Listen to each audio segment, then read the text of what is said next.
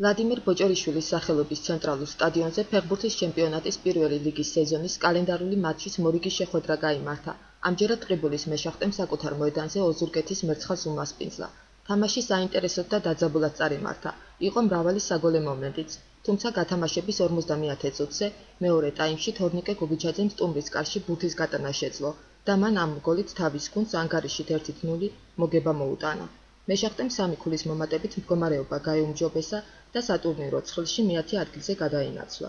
აღსანიშნავია, რომ ტყიბულის გუნდის კარში ბოლო 8 მატჩის განმავლობაში გოლი არ დაფიქსირებულა. მას მეორე წრის 4 თამაშიდან 2 მოგება, 2 ფრე და არც ერთი წაგება არ აქვს. შემდეგი გასვლითი შეხვედრა 15 მარტს ხობის კოლხეთთან გაიმართება. შეკრული გუნდი ვართ, ერთიანი გუნდი ვართ და წარმატებული სეზონი იქნება ჩემი აზრით და გუნდის აზრით. ვიბრძოლეთ ბიჭებმა და სასურველ შედეგსაც ვივაღწევთ. დაკომპლექტებულია გუნდი კვალიფიციური მწვრთნელი ყავს. ყავდა გაგზავნილი როგორც იტყვიან შეკრებებზე, ეს შეკრებების შედეგები აგერ ჩანს, რომ გუნდი ნამდვილად აღმავლობის გზაზეა. მე მიხარია, რომ ფეხბურთი იბრუნებს ტყიბულში თავის დიდებას.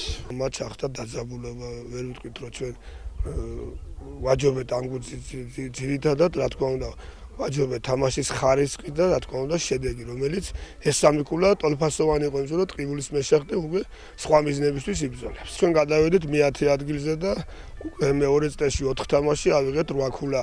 გავიტანეთ 4 ბურთი და არც ერთი არ გაგვიშვია. ეს ძალიან კარგი შედეგია და ეთყობა, რომ გუნდი მომზადებულია ნაყოფიერად, იმიტომ ჩვენ გავიარეთ კარგი მოსამზადებელი პერიოდი ქუთაისში, წყალტუბოში, თვითონ ტყიბულშიც მომზადეთ 10 დღე და აი გუნდი არის სერიოზულად მზად